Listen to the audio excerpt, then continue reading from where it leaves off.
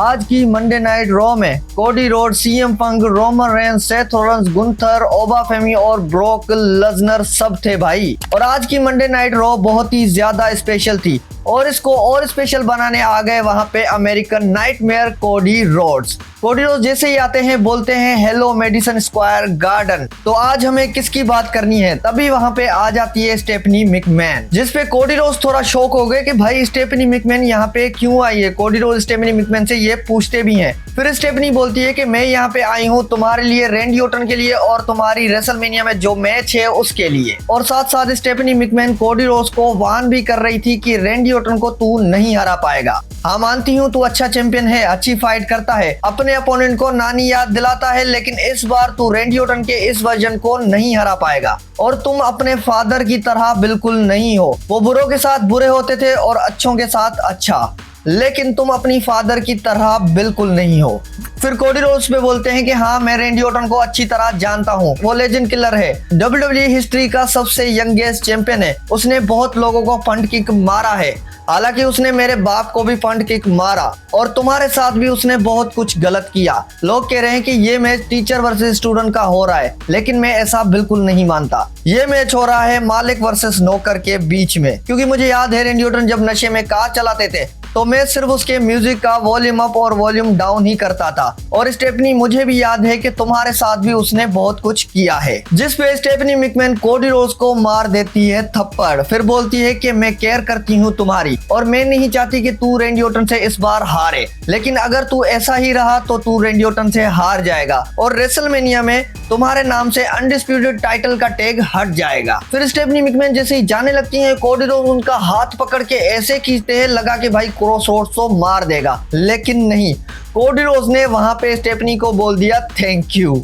और स्टेफनी से पहले ये बात हमें पहले ही पता थी कि भाई जो रैंडी ऑर्टन का ये साइड निकला है इसको कोडी रोड्स नहीं बीट कर पाएगा। बहुत ही खतरनाक लेवल का साइड निकला है रैंडी ऑर्टन का भाई इस बार। अब देखते हैं कि रेसलमेनिया में इनका मैच कैसा जाएगा। अरे वो कहाँ है, वो कौन, डैन होसेन। डैन होसेन भाई तू जब से मिला है मेरी जिंदगी में पनौती ही पनौती चल रही है। कोई ऐसा काम नहीं हो सकता जिससे ये बद्दुआ हट जाए और दुआ में ट्रांसफर हो जाए। हाँ हो सकता है, लेकिन इसके लिए भी तुम्हें पैसे लगेंगे जो कि है $1 मिलियन।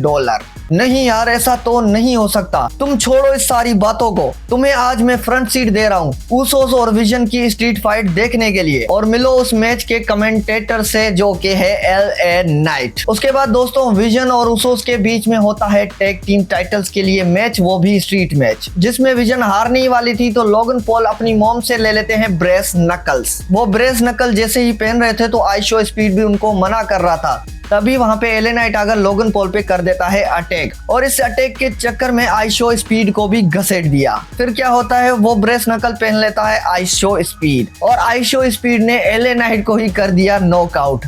फिर वो ब्रेस नकल हाथ लग गया लोगन पॉल के, फिर लोगन पॉल ने वो पहनकर मार दिया जिमी ऊसो को, जिसकी वजह से ऑस्टिन थ्योरी पिन कर लेता है जिमी ऊसो को और हमें मिल चुके हैं न्यू टैग टीम चैंपियंस। ये मूवमेंट अनएक्सपेक्टेड था, लगा नहीं था कि रेसलमेनिया से पहले विजन टैग टीम चैंपियन बनेंगे, लेकिन आइशो स्पीड की वजह से बन गए और इस चक्कर में आइशो स्पीड बहुत ही ज्यादा डर रहे थे। जिस पे आइशो स्पीड लोगन पॉल को बोलते हैं तुम खुश हो लेकिन मुझे डर लग रहा है कि वो मेरे पीछे जरूर आएंगे। जिस पे लोगन पॉल ऑस्टिन थ्योरी और पॉल हेमन को बोलते हैं कि जाओ डिनर कर लो, बाकी सब हम देख लेंगे, टेंशन नहीं लो। फिर वहां पे पॉल हेमन से मिलने आ जाते हैं एडम पियर्स। एडम पियर्स आकर उसको बोलते हैं कि तूने ईमेल देखी, जिस पे पॉल हेमन बोलते हैं कि कौन सी ईमेल, मैंने अभी तक नहीं देखी लेकिन देख जरूर लूंगा। और जो ये ईमेल की बात कर रहे हैं वो सेथ रॉलिंस के रिलेटेड है, आगे जाकर बताता हूँ। फिर प्रोमो होता है लिव मॉर्गन का, जिसमें लिव मॉर्गन स्टेफनी वकेर को बिच बोल लेती हैं और स्टेफनी वकेर की मॉम को भी गाली दे देती हैं। तभी वहां पे स्टेफनी वकेर आ जाती हैं, वो भी स्टील चेयर के साथ। और वो जैसे ही लिव मॉर्गन को मार रही थी तभी वहां पे रिटर्न होता है रोक्सेन परेज का। लिव मॉर्गन और रोक्सेन परेज ने दोनों ने मिलकर स्टेफनी वकेर पे अटैक किया और साथ साथ ओब्लिवियन भी मार दिया, वो भी चेयर पे। फिर उसके बाद वुमेन्स टैग टीम टाइटल्स के लिए मैच होता है नाया जैक्स, लैश लेजेंड वर्सेस बेली और लायरा के बीच में। और मुझे पता था कि ये मैच हुई है, टाइटल चेंज तो नहीं होगा, भसड़ होगी, और वही हुआ। वहाँ पे निकी बेला और ब्री बेला भी आ जाती हैं, उसके बाद Charlotte Flair and Alexa bliss भी आ जाती हैं, और इनके आते ही ये मैच हो जाती है डिस्क्वालीफाई। यहाँ पे नाया जैक्स और लेश लेजेंड अपना टाइटल रिटेन कर लेती हैं, लेकिन रेसलमेनिया में इनका मैच सेट हो गया फेटल 4-वे में। अब ये चारों टीम्स भिड़ेंगी, वो भी रेसलमेनिया में। फिर उसके बाद डैन होजन आते हैं, जो अनाउंस करते हैं कि जुलाई 18 को सैटरडे नाइट मेन इवेंट वापस आ रहा है। ये इतनी खास बताने वाली चीज नहीं थी, लेकिन आज की मंडे नाइट रॉ में हो गई तो मैंने आपको बता दी। फिर रिंग में आता है broke Lesnar with Paul Heyman, और ब्रोक लेसनर आज फुल फाइट के मूड में थे। लेडीज एंड जेंटलमैन, मेरा नाम है पॉल हेमन और मैं एडवोकेट हूँ द बीस्ट ब्रोक लेसनर का। 2 वीक पहले सेथ रॉलिंस की डिस्ट्रैक्शन की वजह से ओबा फेमी ने ब्रोक लेसनर पे कर दिया अटैक, और लास्ट वीक ब्रोक लेसनर को जो रिंग से फेंका, तब ब्रोक लेसनर फाइट के लिए ड्रेस अप नहीं था, लेकिन आज ब्रोक लेसनर आया अपने फुल फाइट मूड में। और 25 साल से मुझे याद है, ब्रोक लेसनर की आंखों में जो भी देखता है उसकी फट जाती है, तो इस बार ब्रोक लेसनर फाड़ेगा ओबा फेमी को। फिर ब्रोक लेसनर पॉल हेमन से माइक छीनकर सीधा बोलते हैं, ओबा फेमी आ जाओ रिंग में। ओबा फेमी तो नहीं, लेकिन वहां पे आ जाते हैं एडम पियर्स, वो भी सिक्योरिटी के साथ। एडम पियर्स आके बोलते हैं कि ब्रोक लेसनर ये सब नहीं होने वाला, और मैं सिक्योर कर रहा हूँ रेसलमेनिया के मेन इवेंट मैचेस को, तो तुम उस चीज को खराब नहीं कर सकते, सो प्लीज यहाँ से चले जाओ। फिर वहां पे म्यूजिक हिट होता है ओबा फेमी का, और ओबा फेमी ने आते ही सारी सिक्योरिटी को तोड़ डाला, और साथ साथ एडम पियर्स को भी धक्का दे दिया। फिर ओबा फेमी रिंग में चढ़ जाते हैं और फेस टू फेस कर लेते हैं ब्रोक लेसनर को, और इनकी फाइट होने ही वाली थी, तभी वहां पे आ जाता है ट्रिपल एच, जो इनको रोक लेता है। और मेरे अंदाजे से आज अगर इनकी फाइट होती तो ब्रोक लेसनर सुप्लेक्स सिटी या फिर F5 तो मार ही लेता, लेकिन पता नहीं क्यों ट्रिपल एच ने ये चीज होने से रोक दी। फिर ब्रोक लेसनर इतना गुस्से में आ गया, जाते जाते एक सिक्योरिटी को F5 भी मार दिया। फिर होता है इंटरकॉन्टिनेंटल टाइटल के लिए चैंपियनशिप मैच पेंटा वर्सेस कोफी किंगस्टन के बीच में, जहां पे इजीली मैक्सिकन डिस्ट्रॉयर लगाकर पेंटा इस मैच को जीत जाता है। लेकिन इस मैच के बाद हमें पता लगा कि रेसलमेनिया में पेंटा अपना टाइटल डिफेंड करने वाला है अगेंस्ट जवान एविंस, ड्रैगन ली, रूसेव और जेडी मैकडोनाल्ड, और ये एक लेडर मैच होने वाली है, तो मुझे लगता है कि रेसलमेनिया के लिए ये मैच कमाल हो सकती है। फिर रिंग में आ जाता है पॉल हेमन।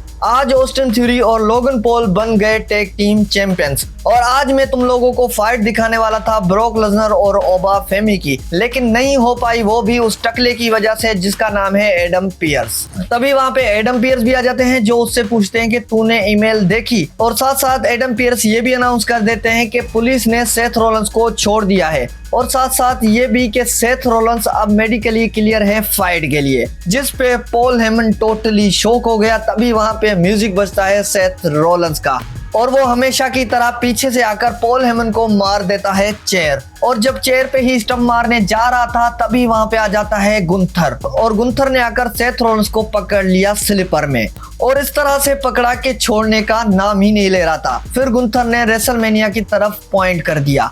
इसका सीधा सीधा मतलब ये है कि गुंथर वर्सेस सेथ रॉलिंस का मैच होगा, वो भी रेसलमेनिया में। और ये चीज मेरे लिए शॉकिंग थी, क्योंकि गुंथर गायब था, सेथ रॉलिंस भी नहीं था, और दूर दूर तक इनकी कोई स्टोरी लाइन थी ही नहीं।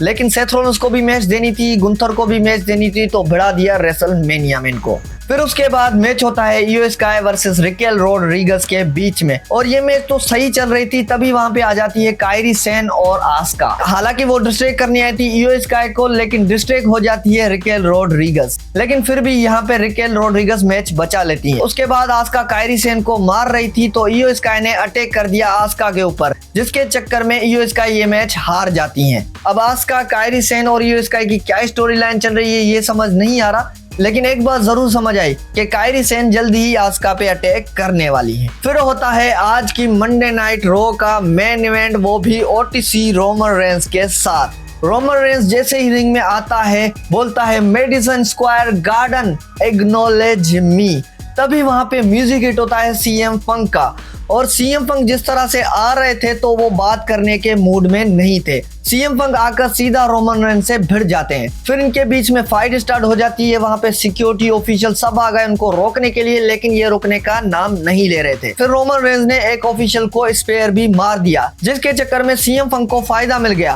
और उसने रोमन रेंस को जीटीएस हिट कर दिया। उसके बाद लास्ट वीक रोमन रेंस ने अनाउंस टेबल पे मारा था सीएम पंक को, इस वीक सीएम पंक ने रोमन रेंस को अनाउंस टेबल पे मार दिया। मतलब यहाँ पे सीएम पंक ने अपना बदला पूरा कर लिया। और मुझे लगा था कि यहाँ पे उसोस आएंगे, लेकिन यहाँ पे उसोस नहीं आए। मतलब आज का अपर हैंड जाता है सीएम पंक को। और आज की मंडे नाइट रॉ देखकर टोटली मजा आ गया। आपका सबसे फेवरेट मोमेंट कौन सा था, कमेंट करके मुझे जरूर बताना।